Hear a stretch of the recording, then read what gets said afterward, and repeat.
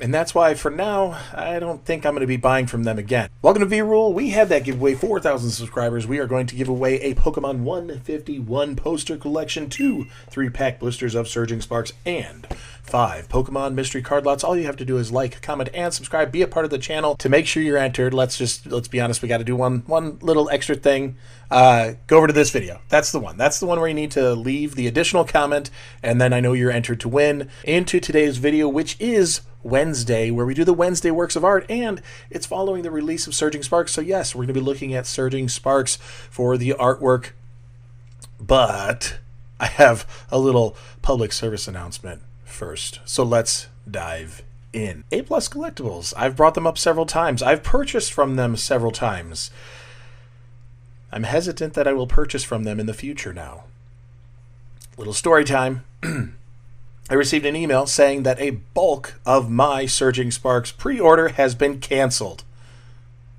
That's it. They canceled it, and they ended up refunding that money. This is the thing we were all afraid of with those prices going up and up and up, that storefronts would do this and cancel on you. There were some that did cancellations, and then they'd charge you a restock fee. At least they didn't do that. But what really bugged me, I mean, it stinks that it happens. It stinks that they went out of their way to go, we could sell it for more now, so why give it up for the price we agreed to beforehand and sold it to this guy earlier? Why do that? Well, because it's shady business to cancel orders and not honor the price that you had on your website originally. It's shady business. And that's why I'm putting it out to the small channel that I have, because I have stated many times that this would be a viable option to go purchase from. I don't believe it is anymore. And at least with a grain of salt, be hesitant. Do your due diligence.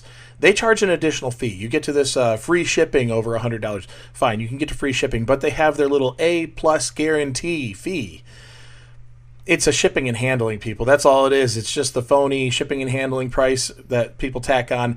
And after you ended up doing the entire thing, do they have it on here somewhere? Yeah, they're A+ guarantee. Really, they send it in a box like everybody else. And they wrap it in tissue paper. Okay, it's not bubble wrap, but whatever.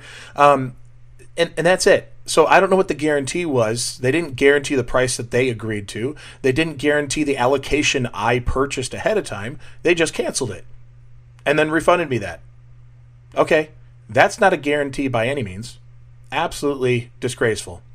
I had to go to them and say, you also charged me the full amount of the A+ guarantee for the remaining items that you didn't cancel.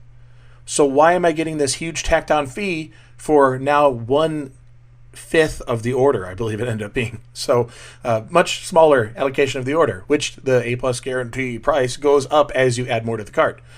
So I disputed that, and we'll see what comes back if I get a refund on that portion or some sort of credit back or something, because really, really, really annoying that they went this route. And to be fair, it had a few questions to go into it. It was a really great pack price. They do this from time to time. Usually there is a limit. Didn't seem to be a limit. I don't know if there was a limit, but I ended up putting a handful in there. I don't have a lot to be investing like crazy into this anyway, so I put a fair bit, 30 packs or something like that, and they canceled those because they meant to have a limit of like 5 or something. I don't know what they said. Ridiculous, absolutely ridiculous. Fine. So learn from your mistakes as a business and do better in the future. Don't take it out on me because you don't know what you're doing or how to put those parameters in place ahead of time. That's your mistake. Where, and sorry, in customer service, I should at least get a little bit more back in the way of some sort of support. When you sit there and write it all over your website saying that you have this wonderful, amazing guarantee, all you did was makes me a little bit skeptical that you can guarantee nothing. One, I'm not even guaranteed I'm going to get what I asked for and paid for, prepaid for. So I paid you, and I'm waiting on this stuff. Okay? 2, then you can't even run the numbers safely or using your brains to, be like, you know what, not only are we canceling, we're also going to refund this portion of our guarantee because that's what it's there for, and we stand behind you, blah, blah, blah. Nothing in the way of customer service. So I'm not here to teach people how to run their business or tell them what to do, but I am going to be diligent to you, the audience of V-Rule. I'm going to be diligent to you and let you know when I'm looking at sites and I've purchased from them in the past, I'm transparent, whether it's worked or in this case, did not work out the way it was expected. And I am fully transparent on sites that I haven't purchased from before that, hey, it's just a place I found. We'll take a look. Anybody who's had experience with them, please let me know. We would love your feedback as a community just so we can learn from one another. So I'm going to be very skeptical about purchasing from them in the future at all. If it's a deal that really is too good to pass, maybe I can roll the dice on it, pay with PayPal, use a credit card, have a couple layers of protection to make sure you can get your money back should something go awry. Wanted to put that out there, and I wanted to start the video with it because, one, it's fresh, so it stings a little more, and two, it's the reality of this situation, and specifically the reality of surging sparks, which is the topic of conversation today. And I've spent way too long going on about this. This really isn't supposed to be about me whining and complaining. It's just to bring it to your attention and share with you what I've been encountering. So this is way too much advertisement for them, when it's really kind of a knock on how they've handled and conducted themselves through this process. But surging sparks, we are going to take a look at that here over on PokeLike. Do you have the entire full set listed out finally? Because they did have a few in there leading up to the set release, but upon set release, then you get the rest. Looking at artworks, we've really changed it up. I've already categorized the illustration rares and the special illustration rares into the respective categories of what I think they are, and I am here to just tick everybody off by saying Pikachu did not make the cut. Sorry, Pikachu did not make the cut in the true artwork category for me. I have it in still art, absolutely, for sure, but the artwork itself falls short, in my opinion. You have Pikachu walking away, trotting away, whatever, looking back, little grass, blowout highlight, whether that's an explosion in the scene or the sunset, I don't know. Doesn't matter. The artwork falls short for being a true artwork. So looking at it in the perspective of artwork, ignoring the fact that this is a $600 card, would I be ecstatic if I pulled it? Absolutely, because I'm not a moron and I know how good it feels to pull the chase card of a set. It would be amazing to pull it. It'd probably make my top 5 most valuable cards in my collection at that rate of just pulling the raw card of this one. That's how insanely overpriced this one is. Maybe it's not overpriced, maybe it's real. I don't know. The market will tell us over time. But as far as an artwork, apologies to anybody who's offended and anybody who clicked off for it because I put that in still artwork. It's a tough set to judge on the artwork alone because there are so many good ones, and I want to be critical. Very critical about what is true artwork, what is still art, where the neutral falls, and then not going to last. So you can pause here and review, but what I want to do is just take a quick brief look over here. Kind of nice that only 2 cards are pushing over that $100 mark. A third card getting close, but I think we're leveling out in a safe area there. It might climb as the set's popularity continues because we have the remainder of this year before we end up seeing another set coming out next year, early in January 2025. So there's a lot to unpack here.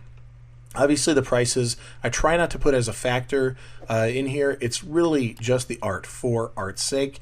I think there's a lot of things to consider when you're looking at these cards. And to expedite this long video already, because of my little earlier issues, sorry, to expedite it, I've broken down to 3 artworks that I want to review with you. So you can take a look here, see where I put things. If you agree, I'd love to hear about it in the comments. You could use that as part of your being a part of the channel and commenting and liking and subscribing just to help the algorithms and boost this video a little bit. And then also, if you want, you could put that over in the additional comment that you need for when you enter for that giveaway that I'm doing for the 4,000 subs. So put your agreement or disagreement of where you land on this video for how I've ranked these cards from Surging Sparks. But we have first up the Alolan Exeggutor EX. This is definitely a true artwork. This is absolutely fabulous. And I'm not a big fan of the crowns. I'm not a big fan of the crazy jewels. Although this looks like the gold cards. It really does. The Pokemon itself kind of has the gold card look there, which gives it something extra. I love this palm silhouettes in the back. 1, 2, 3. Very organic, very easy. We have this nice big curve leaning over of the Exeggutor. leaning back here. Those three are mirrored in the three faces that we're all familiar with, of course. And you have this gorgeous sunset, this magenta purple hues coming through on the bottom, that yellow, magenta into the blue going around. The rainbow border adds something to it as well with that texture design. I don't know if this texture actually shows through. I haven't pulled one of these, obviously. Well, I don't know about obviously, but I haven't pulled one of these yet, and hopefully get to someday pull something of this caliber. However, the line texture here is visually engaging to keep on that border. Obviously, the rainbow border has been really working in these last couple sets, and I think that's a really great direction where it's not quite the rainbow cards we had in Sword and Shield, but it's also something different to see in the Scarlet and Violet era here on these higher end SIRs. So really cool design. Love that artwork there. Moving on over here to a trainer, and this is simple. It's basic, almost too basic in some areas. These are more mentions of notes being pinned on a board. You can't read anything. There's nothing legible. There's nothing even indicating that there is writing. They could have done some squiggled lines or characters to make it look like there's writing on all these notes, but they didn't. It's very simplistic in its form for the background, very muted palette, all of that, and then you have the pop of color coming out, radiating from the center. There's more color, and then it fades off. There's more color, and then it fades off. It's a really cool design as far as a card artwork goes, and that light hot spot in the middle, radiating around the character here, Clement's quick wit, showcasing how lit up he is here and having it pouring out in all directions, just barely catching into the background. Gives it an interesting scene, a very good feel, really, really cool artwork. So while I want to go something a little bit more vibrant and exciting into something a little bit more mundane and simple, they kind of both hit the same feeling that these are true artworks, and I really stand by that. And this last one, while you'd think I'd pull out some of the big guns, I went with Latios. I feel like this one has a really good discussion available to it here. Starting with how you view images, or you view artworks, or you view anything. We are pretty simple if you want to unpack how we interpret or dive in initially on any visual cues. If you have a face there, you go right to the eyes. Almost always you go to the eyes. That's the respectful way of communicating. You want to make sure you're looking somebody in the eyes, having that conversation, whatever it is. So we've been trained over years and years of interaction with others that you go to the eyes first. All right? That's an obvious tactic. Another thing is highlights. You start seeing the really bright spots of things very quickly. They stand out. They're the farthest from any depth, from any middle tones and beyond, so it becomes very obvious. It's a highlight and it draws you in. So we have a little bit of an interesting situation happening here, because Latios, you don't go to the eye right away. You'd think that might be possible on Latios. You do. On Latios, you don't, because of the posture being turned away from us, but you do go to this highlight. Almost instantly you go to this highlight. You may move very quickly when you're looking at it. You might glance at this, notice the highlight, notice the Pokemon, move out to the scene. That's a probably typical order. If you've studied artwork, you've had some training on it and all that, you're going to start subtly seeing these differences, and this is how artists, and I can't speak for exactly how this artist was thinking at the time in creating it, but I can make some decent assumptions that are probably realistic of how it's being utilized to draw us in. So we have the highlight here, and then we move out to this radial here. Now we have what appears to be a familiar feeling of an eye, this spot in the middle surrounded by a circular engagement there of, that's just the radiating light coming out. A lens flare, so to speak, would be what we'd be looking at, because you see it rippled back here. There's actually 1, 2, 3 if you want to get a little bit more technical, which creates that organic shape, a good pattern, all of that stuff. Then we have the radiating beams coming out to surround the card. It's pushing out of the frame, but it's also drawing us into the center. All right, we're flying into the center here, back to that highlight, visually being engaged, keeping you as tight as you can on the subject matter at hand here, Latios, right? This is the Pokemon here, and mirrored in that, we have the wings pointed away, so there's these radiating out, and then from center of the Pokemon, we have the one arm. You could probably get the 2 arms in there if you wanted to showcase it a little bit, but intentionally left out of frame or out of our visual space here, we have a nice 1, 2, 3 coming out from Latios. Again, those 3 points drawing us back in to our character here, just to bring us into a more realistic state here. The way this sunset is going, or sunrise, depending. I'd like to think it's sunset for some reason. I don't know why that makes any difference, but that's where I'm leaning. You have this really heavy glow, the yellows, the oranges popping into some reds over the top of these mountains here, and it's skimming across. The highlights as they fade, they only hit some of the waves moving outward, giving us a lot of texture and depth, even though there's not a whole lot of visually happening in that water. We get a lot of that sense just by these little these wisps of light coming across the top, and even bringing down the palette into a more mid-tone on the highlight side across the depth, but just to give us more of a vignetting, pulling us in. Same thing across the buildings. We can be very familiar and feel like we've seen this similar scene of looking out over the beach, looking out over the lake, looking over the town and seeing the light coming across. This is all very familiar to us. This beautiful sky, just catching the highlights of the clouds, more intense from the center on out, of course, and have that dark side of the clouds. I could keep diving in further and further, but that's kind of the feel I'm getting out of this Latios, and that's what I wanted to do with these Works of Art Wednesday videos. Just giving a quick ranking where I'm at, of what I've been seeing, how I'm feeling about it, and that's fine. A lot of these are debatable of where you might want to put them. I feel like the still art category is the widest range. There's kind of a still art plus that I would agree to, and maybe a still art minus that I would think is reasonable. But then there's kind of the in-between stuff that fits right in there. So that's definitely the hardest category for me to push. I want to have that something extra to get to the true artwork, and I want to have that little bit falling short for me to make sure I put in that neutral. So I feel like this is one of the hardest ones, but also should be the more generous one in a fuller category. But definitely that Latios stood out to me, and something that we could discuss today and go through it. I hope it was fun, maybe something educational for you.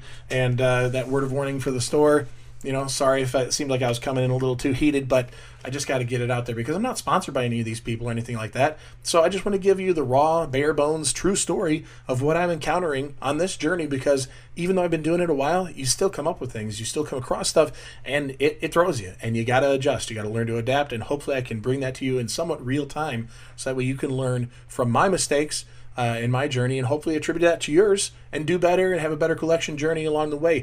And let's start with the best piece you can add to your collection, which is something great for free. And I think Pokemon Scarlet and Violet 151 is great. And we can get you that poster collection for free to one lucky subscriber, going out to you once we reach that 4,000 subscriber mark. Another 2 3-pack blisters of Surging Sparks going to be also handed out there, and 5 Pokemon card mystery lots that I'm putting together for you.